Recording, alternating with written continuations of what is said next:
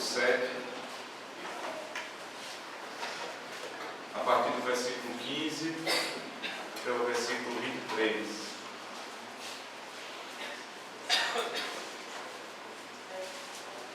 Mateus 7, verso 15. Acautelai-vos dos falsos profetas, que se vos apresentam disfarçados em ovelhas, mas por dentro são como lobos roubadores. Pelos seus frutos os conhecereis. Colhem-se porventura uvas dos espinheiros, ou figos dos abrolhos? Assim toda árvore boa produz bons frutos, porém a árvore má produz frutos maus. Não pode a árvore boa produzir frutos maus, nem a árvore má produzir frutos bons. Toda árvore que não produz bom fruto é cortada e lançada ao fogo. Assim, pois, pelos seus frutos os conhecereis. Nem todo o que me diz Senhor, Senhor entrará no reino dos céus, mas aquele que faz a vontade de meu Pai que está nos céus. Muitos naquele dia hão de dizer-me: Senhor, Senhor, porventura não temos nós profetizado em teu nome, e em teu nome não expelimos demônios, e em teu nome não fizemos muitos milagres? Então lhe direi explicitamente: nunca vos conheci. Apartai-vos de mim, os que praticais a iniquidade.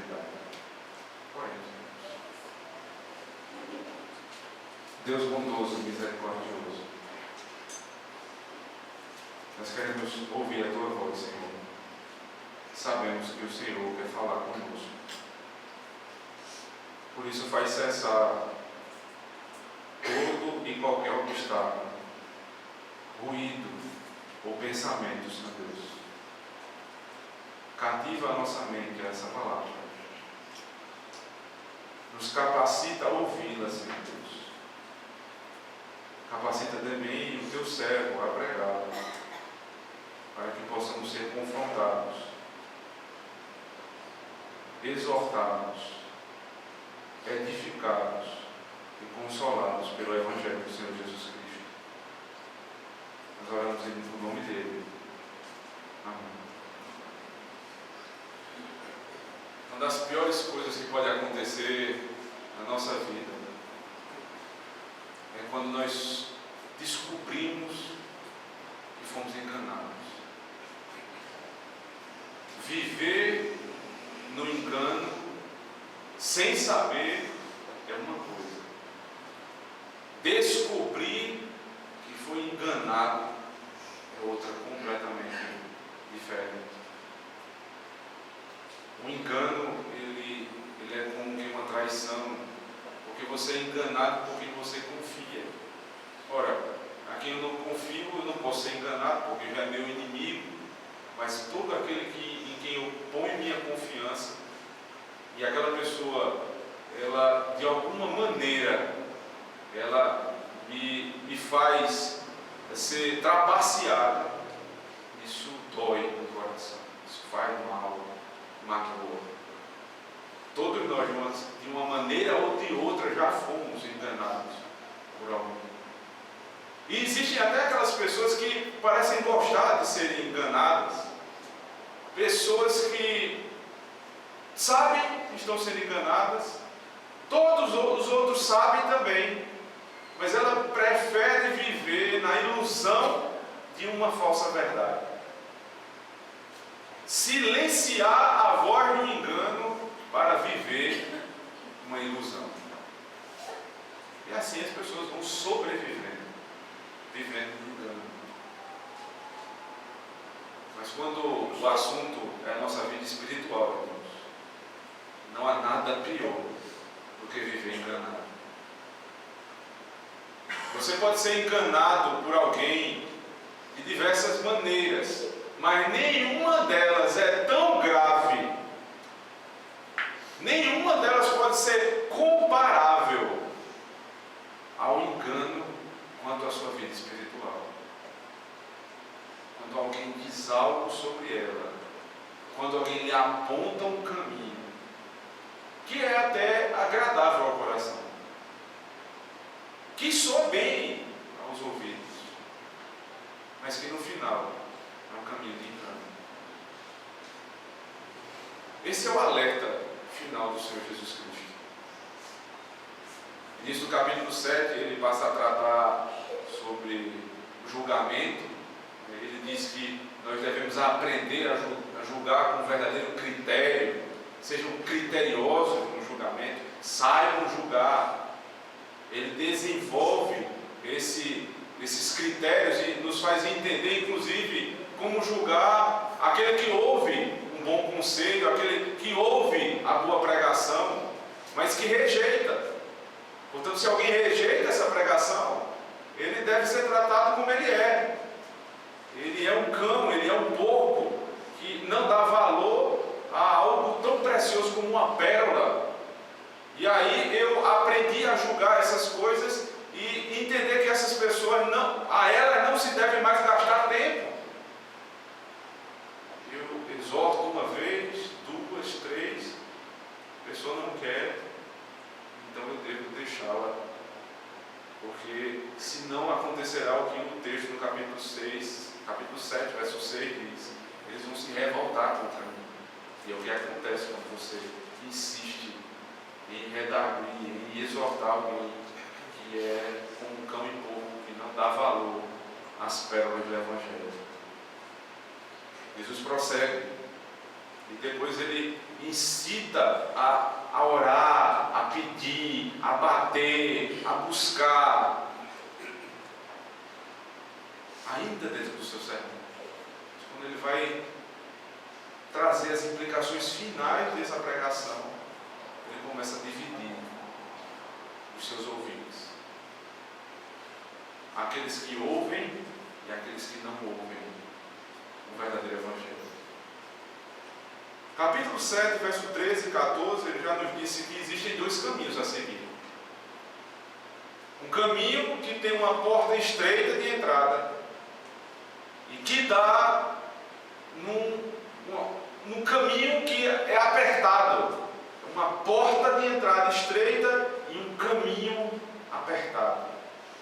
Ele diz que esse caminho conduz à vida. E são poucos os que entram por essa porta, por esse caminho. Mas há um outro caminho e uma outra porta.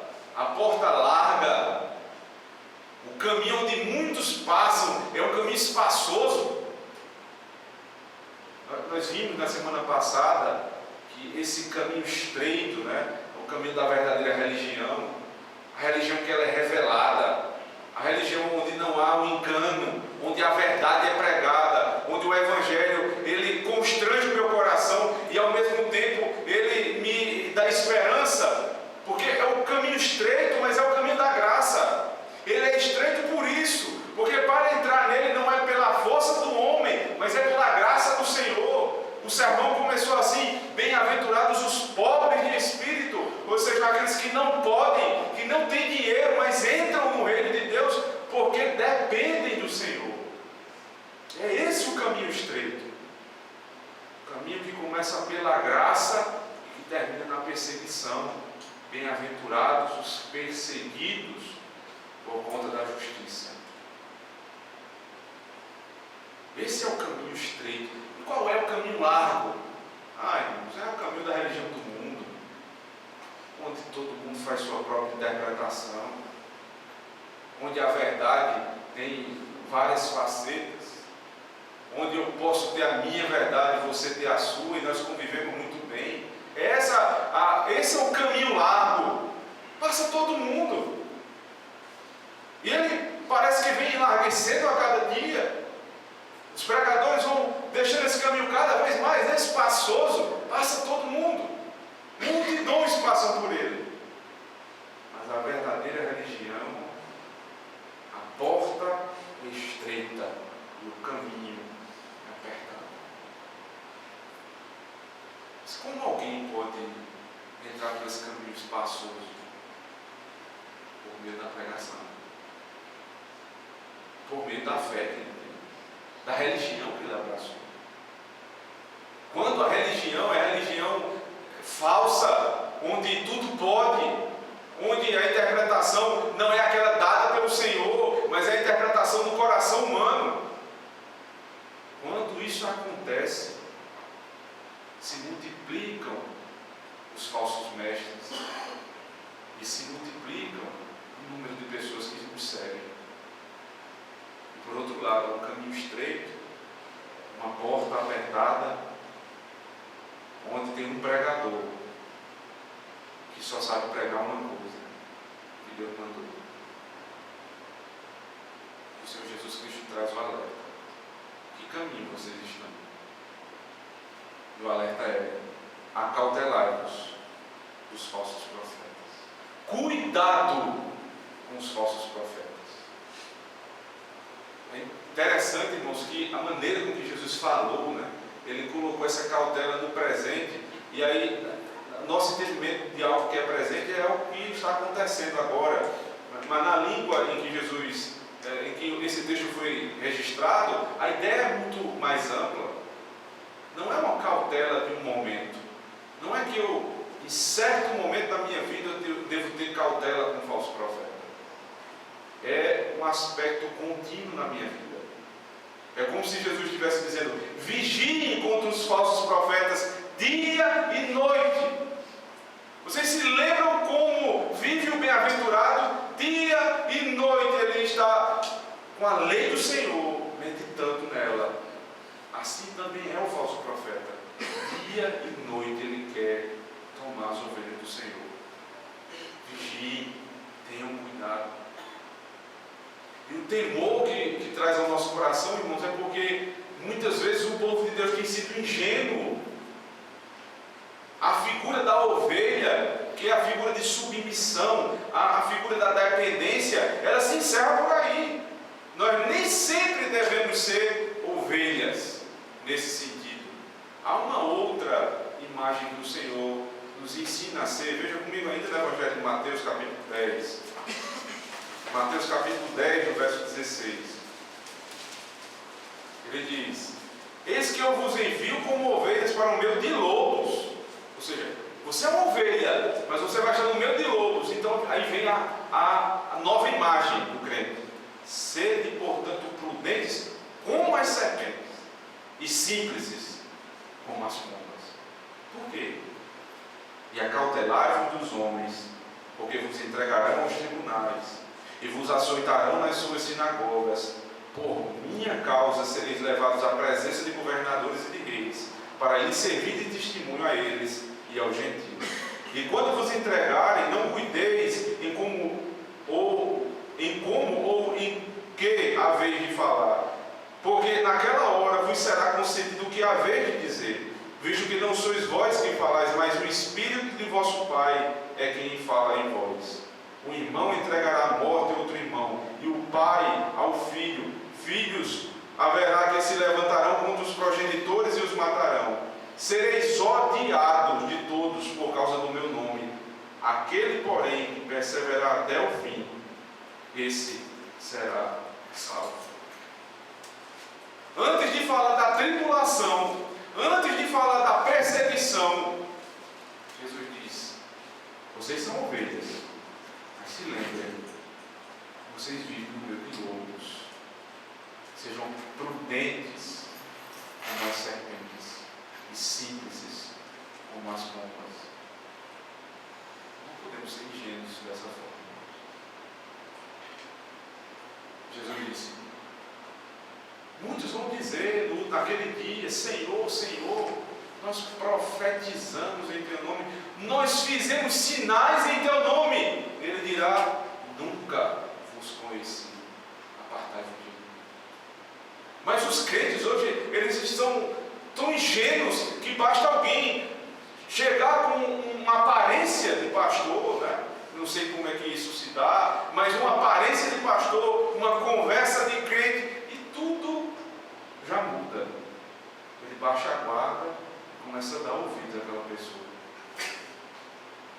Jesus diz: acautelai-vos, tenham cuidado, dia e noite.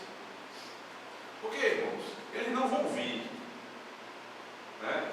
E a imagem que as pessoas têm do falso profeta, né, é que ele vem com Satanás, né, com a imagem de Satanás, com um chifre, um tridente na mão e falando todo tipo de heresia. Não funciona assim. Veja como é que o texto diz. Voltemos lá para Mateus capítulo 7. Acautelai-vos dos falsos profetas. Veja como eles se apresentam.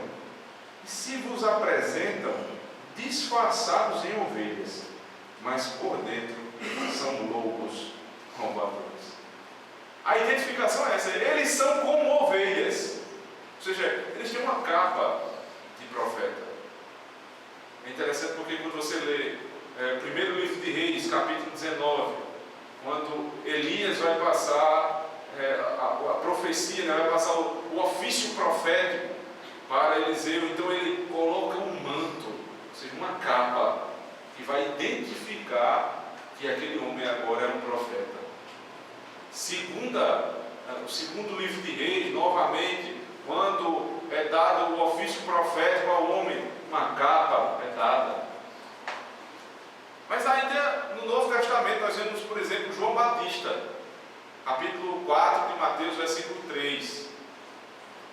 João Batista, né, ele é caracterizado de uma maneira muito estranha aos nossos olhos. Ele come mel silvestre e ele se veste de uma maneira que nós não conhecemos muito bem. Uma capa de couro, né? Ele tem uma pele de camelo sobre si. Aquilo caracterizava o profeta. Mas Jesus disse: vocês não podem conhecer um profeta simplesmente pela capa, porque eles vão vir com essa capa. Eles até falam, né, como um crente fala. Eles até parecem pensar como o crente pensa. Eles até se vestem como se vestem os crentes. Mas tenham cautela, porque vocês não podem conhecer o falso profeta pelo exterior. Então, como eu vou conhecer o verdadeiro e o falso profeta? Inicialmente eu preciso conhecer como é que se dá o verdadeiro profeta. A profecia, né, o ofício profético, ele toma conta de toda a Escritura, mas especialmente do Antigo Testamento. Pelo menos 300 vezes a palavra profeta aparece no Antigo Testamento e 100 vezes no Novo. Quem era o profeta? O profeta era aquele que falava a palavra de Deus. Veja comigo. Jeremias capítulo 1. Como se deu o chamamento de Jeremias? Qual era a obra que ele precisava servir o Senhor? Jeremias capítulo 1.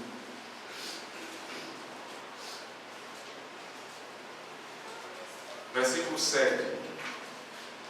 Mas o Senhor me disse: não digas, não passo de uma criança, porque a todos a quem eu te enviar irás, e tudo quanto eu te mandar falarás. Ainda no capítulo 1, veja agora o versículo de número 17. Tu, pois, cinge os lombos, dispõe-te e dize-lhes: tudo quanto eu te mandar, não te espantes diante deles, para que eu não te infunda espanto na tua presença. Eis que hoje te põe por cidade fortificada, por coluna de ferro, por muro de bronze, contra todo o país, contra os reis de Judá, contra os seus príncipes, contra os seus sacerdotes e contra o seu povo. Pelejarão contra ti, mas não prevalecerão, porque eu sou contigo, diz o Senhor, para te livrar. Esse é o chamado do profeta. Vai e fala tudo que eu mandar. O que vai acontecer? Você vai ser perseguido, mas não tenham medo. Eu vou livrar o meu profeta. Primeiro, o entendimento positivo, né? O que é o profeta? O profeta é a boca de Deus no mundo. Deus sempre que quis se revelar por meio de um homem, ele utilizou os profetas. Então Deus fala o profeta fala o povo, e a palavra que chega ao povo é chamada chamada palavra de Deus, porque o profeta fala que Deus mandou. Agora, como é que eu vou conhecer o falso profeta? Voltemos para Mateus capítulo 7. Mateus 7, a partir do verso 16, diz assim: pelos seus frutos os conhecereis. Colhe-se porventura uvas dos espinheiros, ou figos dos abrolhos? Assim toda árvore boa produz bons frutos, porém a árvore má produz frutos maus. Como eu vou conhecer o falso profeta, né? Aqui a palavra pseudo-profeta. Se o profeta verdadeiro é aquele que fala a palavra de Deus, logicamente o profeta falso é aquele que não fala a palavra que Deus mandou. Mas Jesus diz: vocês vão conhecê-los pelos seus frutos. Quais são os frutos que o profeta pode dar? Aqui, irmãos, há uma divisão no entendimento, né? Que tipo de fruto é esse? Uns dizem que é o ensino, o tipo de ensino que o profeta traz, e os outros vão dizer que é a vida do profeta. Eu entendo que o ensino leva à vida, ou seja, aquilo que eu ensino, aquilo que eu creio, me faz viver de maneira diferente.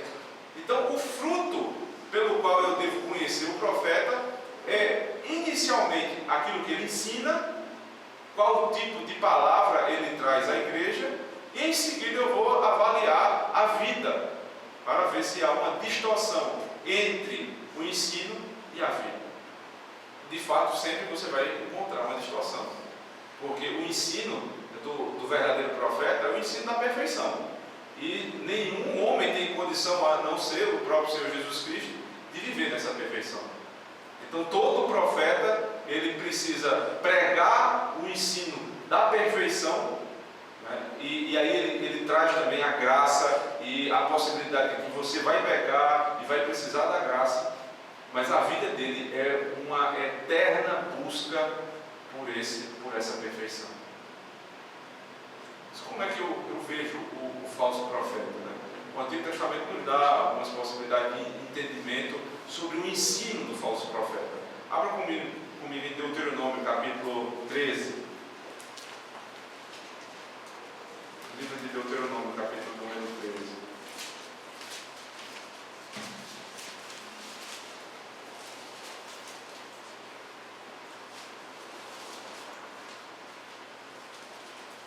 Verso 1. Quando o profeta ou sonhador se levantar no meio de ti e te anunciar um sinal ou prodígio, e suceder o tal sinal ou prodígio que te houver falado, e disser: vamos após outros deuses que não conhecestes e sirvamo-los, não ouvirás as palavras desse profeta ou sonhador, porquanto o Senhor vosso Deus vos prova para saber se amais o Senhor vosso Deus de todo o vosso coração e de toda a vossa alma. Andareis após o Senhor vosso Deus, e a Ele temereis. Guardareis os seus mandamentos, ouvireis a sua voz, a Ele servireis, e a Ele vos achegareis. Aqui veja, um ensino dissociado do sinal. Aquele profeta que vem com um sinal, e o sinal funciona. A palavra de Deus, a lei do Senhor está dizendo que existem falsos profetas que fazem sinais que são genuínos, que você vai ver com seus olhos. Mas se o sinal for dissociado dos mandamentos do Senhor, não ouça tal profeta. Porque qual é a indicação, qual é a finalidade do sinal na Escritura? Tanto no Antigo quanto no Novo Testamento. Os grandes sinais, eles vinham acompanhados da revelação.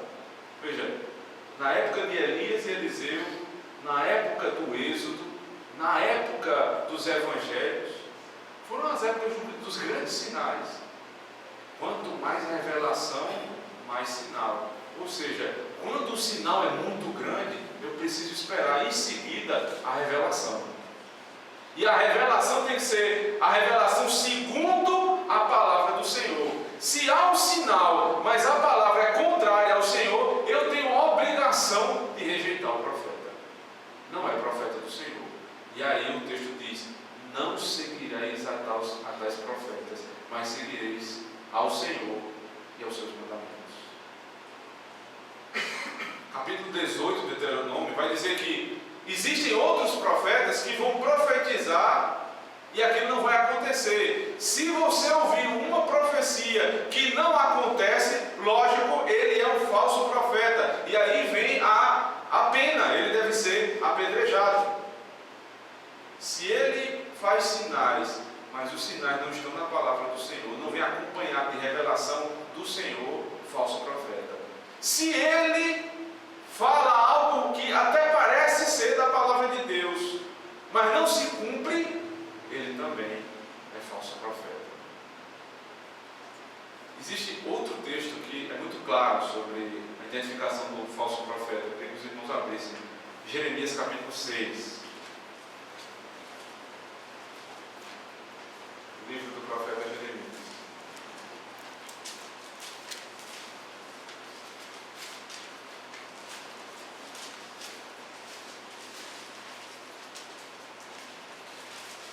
Verso número 13.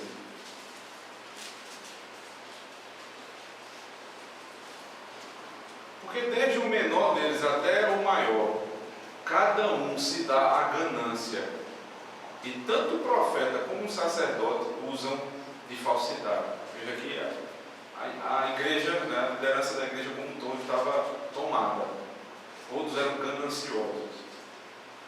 Verso 14: curam superficialmente a ferida do meu povo, dizendo: paz, paz, quando não há paz. Serão envergonhados porque cometem abominação sem sentir por isso vergonha. Nem sabem que coisa é envergonhar-se, portanto cairão como os que caem. Quando eu os castigar, tropeçarão, diz o Senhor. Quais são as características do falso profeta? Veja. No versículo 13, do menor ao maior deles, todos são gananciosos. Aqui é algo para que nós possamos meditar um pouco. O ministério pastoral, irmãos, ele reserva grandes alegrias para aqueles que são vocacionados. Né? Paulo disse que quem aspira ao episcopado, excelente obra almeja. Ou seja, é um ofício incomparável. Mas dentre esses benefícios de ser um pastor, neles não está a riqueza. Um pastor fiel, muito provavelmente, ele vai ter uma vida simples. No máximo, ele vai ter uma condição digna para viver. É isso que é reservado na vida do pastor. Ele não pode esperar mais do que isso. É possível até que em uma ocasião ou outra, uma igreja que tenha condição, ele possa viver um pouco melhor, mas riqueza mesmo não é o objetivo do ministério pastoral. Mas aí você começa a conhecer algumas pessoas, né, que dizem amar o evangelho e querem ser pastores e que só falam em dinheiro. Eu tive essa ingrata experiência algumas vezes, e algumas delas foi dentro do seminário. Sentado à roda dos amigos e ali a conversa era: com a igreja paga mais, a igreja paga menos, eu prefiro essa, eu quero ir para a cidade tal. E você fica se perguntando: meu Deus do céu, o que será desse pastor? Ele está no seminário ainda, ele está pensando no salário que ele vai ter, o melhor. E fica parecendo carreira profissional, porque você diz: eu vou começar nessa, depois eu quero ir para essa, depois eu vou para aquela outra. A ganância do homem. Qual o perigo disso? Né? Qual o perigo de você amar mais o dinheiro quando você tem a vocação para o ministério pastoral? Porque provavelmente, irmãos, a igreja uma hora ou outra vai passar dificuldade. E aí onde vai... Os lobos vão se vão se separar das ovelhas, né? E os pastores dos falsos profetas. Porque nessa hora onde a dificuldade abate a igreja, o que é que o falso profeta vai dizer? É meu direito. Mas o que é que o pastor diz? Eu tenho que entender a situação.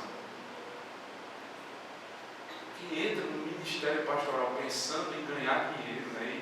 E aí vocês não sejam como ovelhas, sejam como aquelas serpentes, né, que são sábias, né, nesse sentido, a astúcia boa, sejam como pombas, sejam simples, mas percebam isso.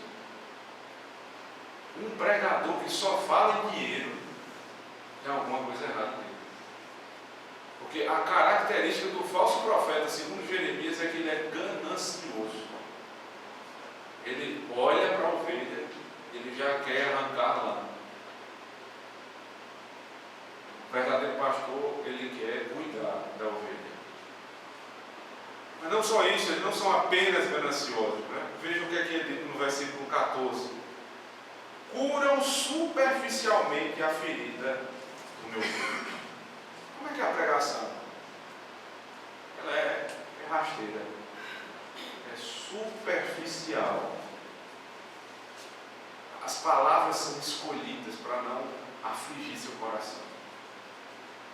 O falso profeta, ele está em casa preparando a mensagem e pensando quem pode estar lá, para que ele não fira. Porque aquela pessoa não pode ouvir determinado tipo de mensagem. Então ele começa a curar o povo superficialmente. Não se prega arrependimento, não se prega perdão de pecado, não se prega sobre o inferno, sobre o céu, a diferença de céu e inferno, quem vai para um lugar, quem vai para o outro, porque não se pode falar nisso, já que ele quer curar superficialmente. Você lembra daquela imagem no início, do engano? Ele está levando as pessoas ao engano. Muitas pessoas estão indo para o inferno naquele caminho largo e nem percebem, porque estão na igreja, porque foram batizadas e porque acham que por isso vão para o céu, sendo enganadas, porque amam ouvir os falsos pregadores, os falsos profetas. Eles curam superficialmente, ele nunca vai lá na profundeza da sua alma. Ele não vai apontar o seu pecado. Ele vai falar de amor. Ele vai falar do perdão, da graça. Mas nunca da justiça. Nunca da lei. Nunca do peso da lei. Nunca do que Jesus sofreu na cruz. Um lugar que era seu. Nunca. É superficial. Não só isso, ainda continuando com Jeremias, eles vão dizer, versículo 14, paz, quando não há paz. O contexto de Jeremias, irmãos, era impossível que um profeta falasse sobre paz. Parte norte de Israel havia sido tomada pelos assírios, né? E os babilônicos vinham para tomar Judá. O que iria acontecer que esse povo ia ser exterminado. Jerusalém ia ser exterminada do mapa. Acabava-se tudo.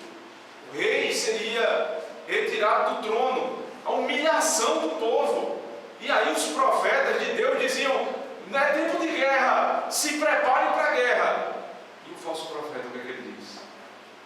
Não se preocupe, está tudo bem. Paz, não há guerra, não há confusão. A igreja está em paz. A igreja está em paz. Veja inclusive qual é a conotação de paz. Como a igreja está em paz hoje? As pessoas dizem assim, graças a Deus. A nossa igreja passou por uma grande tribulação, mas agora está em paz. Graças a Deus. Nós vamos verificar como essa paz chegou. O que foi que aconteceu? Houve pedido de perdão, houve arrependimento, Se necessária a disciplina foi aplicada, foi mudada alguma coisa na igreja? Não. A gente deixou para lá e a gente vai viver a nossa vida. Se o pastor permite que isso aconteça, é como esse falso profeta que diz paz, paz, quando não há paz.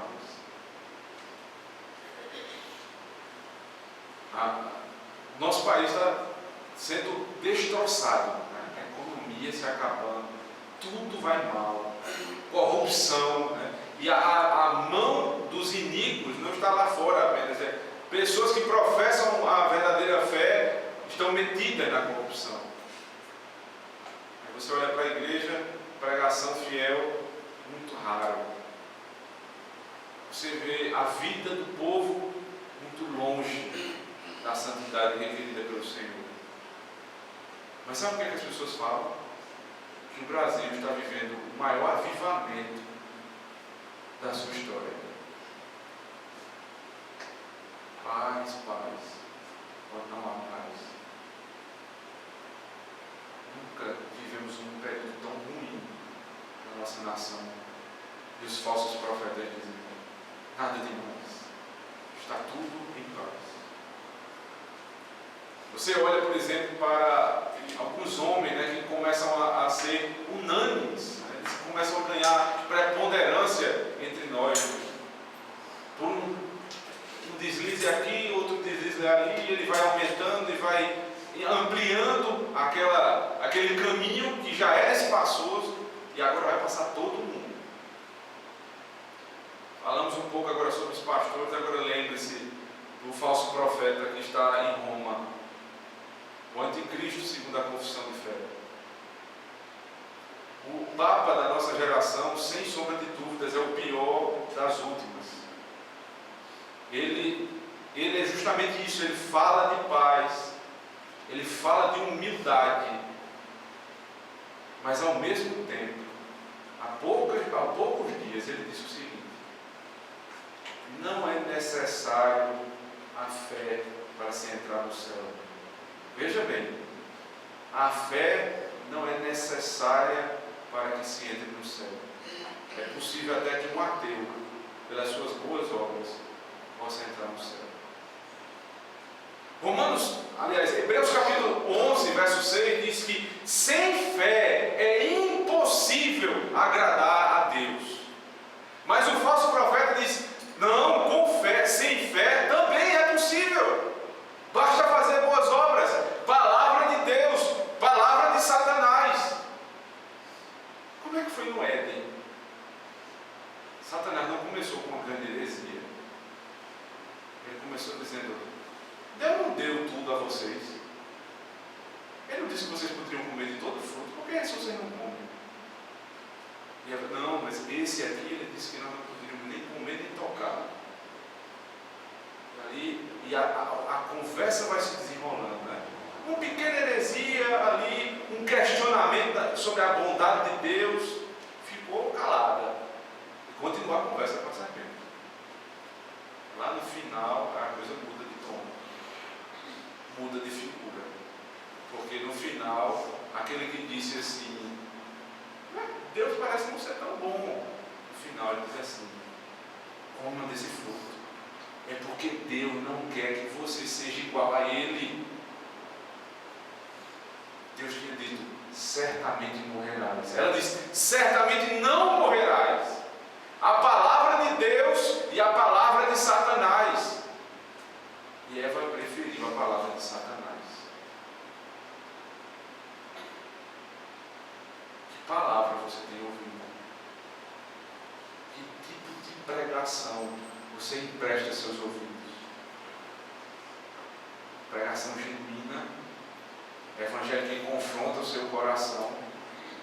Veja, está em jogo a sua vida espiritual. Não é qualquer coisa. É céu e inferno.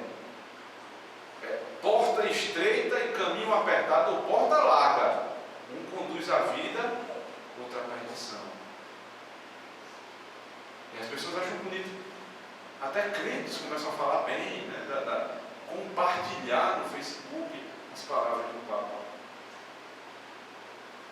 liga a televisão, pastores lá gastando milhões para sustentar um programa daquele na televisão. Como é que se sustenta um programa de televisão pagando-se milhões? Você vai negociar seus princípios. É impossível não fazer isso, a não ser que a igreja tenha condições. Vai se negociar os princípios, e as pessoas dão ouvidos àqueles falsos profetas. Ensino,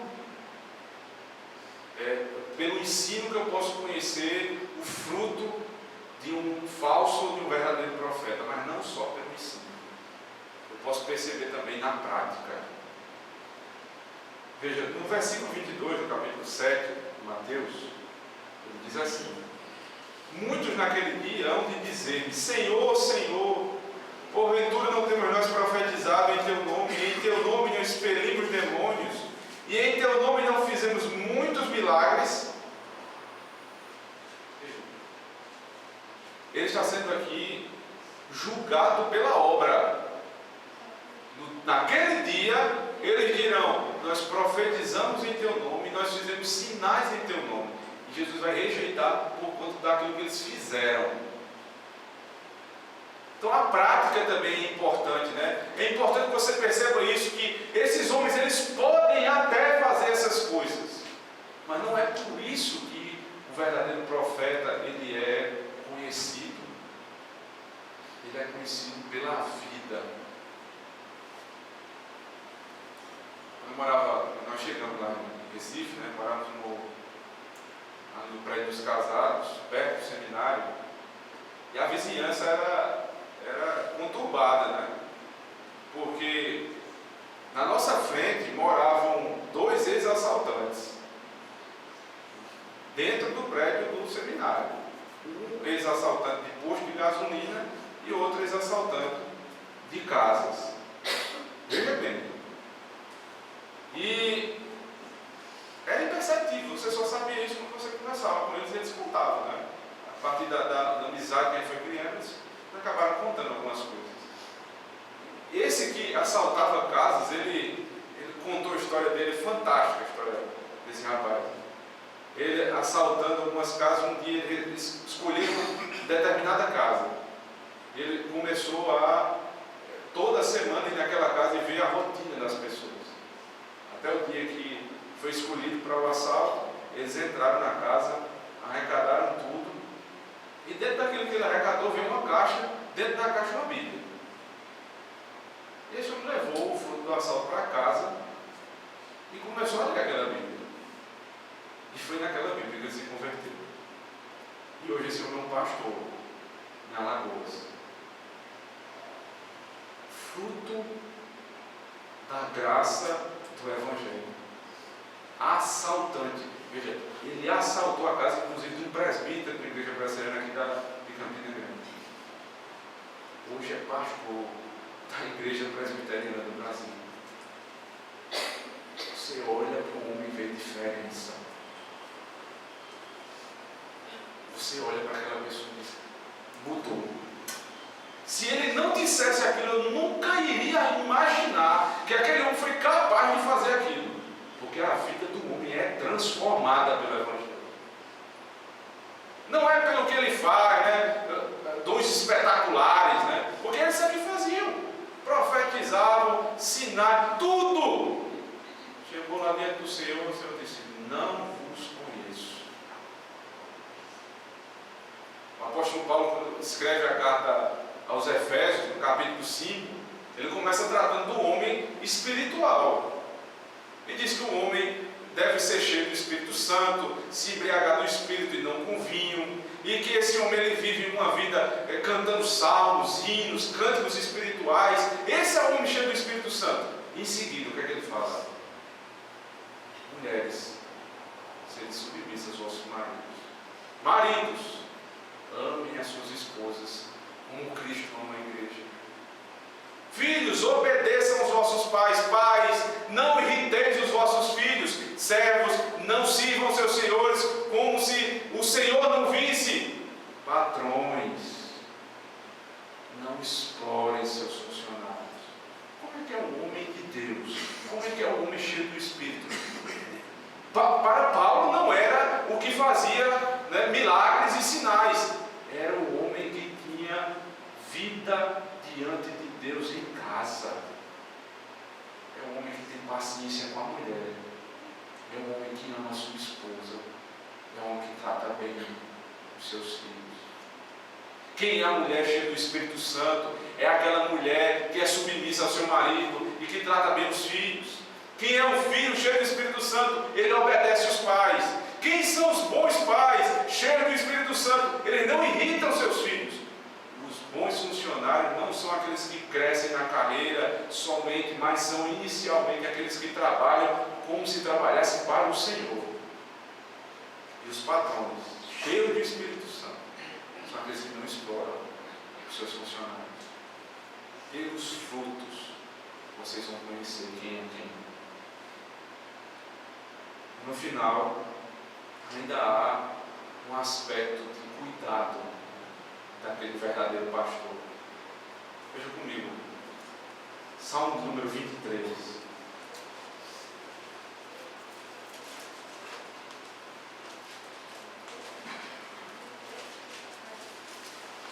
Quem é o verdadeiro pastor? O Senhor é o pastor. Nada me faltará. Ele me faz repousar em pastos verdejantes, leva-me para junto das águas de descanso, refrigera minha alma, guia-me pelas veredas da justiça por amor do seu nome. Veja, quem é o bom pastor? Ele dá provisão para a ovelha, ele dá bom alimento para a ovelha, ele leva para pasto verdejante e para água tranquila. Mas quando sobrevém o perigo, verso 4, ainda que eu ande pelo vale da sombra da morte, não temerei mal nenhum, porque tu estás comigo. O teu bordão e o teu cajado me consolam. Veja, qual é a esperança da ovelha? O meu pastor está comigo. E ele traz consigo a vara, ele traz consigo o bordão. Se vier o lobo, ele vai afugentar. Esse é o bom pastor. João, quando vai falar do Senhor Jesus Cristo, diz que Cristo é o bom pastor que dá a vida pela ovelha. O verdadeiro profeta, o verdadeiro pastor é aquele que toma conta da igreja. Não é aquele que fica, não é o melhor gerente de igreja, que faz excelentes eventos, faz retiros absurdamente grandes. Não, isso não é o verdadeiro pastor. Não é também só o que prega e só o que aconselha, também. É tudo isso. Quando vem o lobo, o pastor está com o cajado na mão, ele vai afugentar o lobo. E se for preciso, ele morre para dar vida ao ovelha. Esse é o verdadeiro pastor. Esse a ovelha conhece e confia. No final, o que é que esse pastor faz? Prepara-me uma mesa na presença dos meus adversários. Unge-me a cabeça com óleo, meu cálice transborda.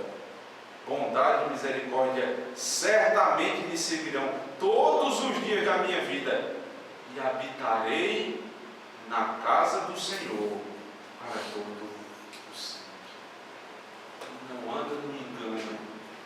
Quem está sendo pastoreado pelo verdadeiro pastor vai chegar na habitação do Senhor, morar na eternidade. Mas quem prefere a porta larga, o caminho espaçoso, isso é como o Senhor diz lá no final de Mateus 7: não vos conheço, nunca vos conheci, ou seja, nunca vos elegi. E a prova que eu rejeitei vocês é porque vocês vivem de maneira ímpia. Apartai-vos de mim, vós que praticais iniquidade. O bom pastor pastoreia a igreja, afugenta o lobo, ensina a verdade e dá a sua vida pela ovelha. O falso profeta ensina o erro, até faz sinais, mas vai lhe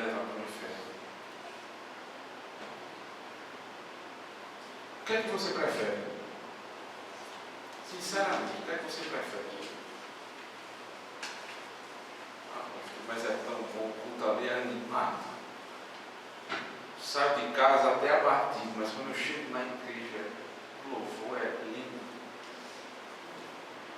E cada coisa no culto, se você ouvir, é coisa linda, é um espetáculo. A pregação, 10 minutos está bom. A gente já sai alimentado pelo louvor. Veja para onde é que você vai com esse tipo de pregação, com esse tipo de culto. Lógico, irmãos, que o culto ele reanima o nosso coração. Lógico. A palavra de Deus está sendo pregada. Isso é alegria para o coração do crente. Mas se for só isso o motivo de você ir para a igreja, tem algo errado no seu coração. Tem algo errado nessa igreja. Eu me dirigir às pessoas que não conhecem o Senhor Jesus Cristo ainda. E que têm dado ouvidos a esses falsos profetas. Né? Que preferem até, logicamente, é preferível para o ouvido humano ouvir aquilo que agrada. Ainda há tempo de você se arrepender e entrar pelo caminho apertado. Ainda há tempo. Não perca tempo. Porque o caminho que conduz à vida é estreito e a entrada é a graça. O caminho que conduz à perdição, ele vai dizer que pelas suas obras você vai ser salvo, que nem precisa ser tão bom assim, ele vai abrir. O final disso é a perdição eterna. Quando você vai ouvir, se não se arrepender até lá, nunca vos conheci, apartai-vos de mim. Mas se você está ouvindo a verdadeira pregação, ama a pregação, busca viver de acordo com o mandamento do Senhor, o que você vai ouvir é: vinde bendito do meu Pai, entrai para o gozo eterno que está preparado antes da fundação do mundo. Que Deus nos abençoe. Vamos orar. Bondoso Deus, obrigado pela tua palavra, Senhor, em nosso meio, pregada, exposta semana após semana, Senhor. Nós sabemos que nós não merecemos isso, nós não somos melhores do que aqueles que não têm. Por isso nós te damos graças, Senhor. Ao mesmo tempo, nós queremos orar pela igreja do nosso país, para que o Senhor tenha misericórdia da igreja do Brasil. Que o Senhor possa transformar os corações daqueles que estão sendo levados pelos falsos profetas. Que o Senhor possa, Senhor Deus, levantar homens que almejam o episcopado, o pastoreio, não por ganância, não pelo status, mas por amor à tua palavra, Senhor. Homens que se esmeram no estudo, no ensino e na pregação. Faz com que o teu povo dê valor a esses poucos homens que ainda restam, para que eles tenham um mínimo de dignidade, Senhor. Porque às vezes esses, ao redor do nosso país, têm sofrido ainda mais. Ser como os teus pastores, para a glória do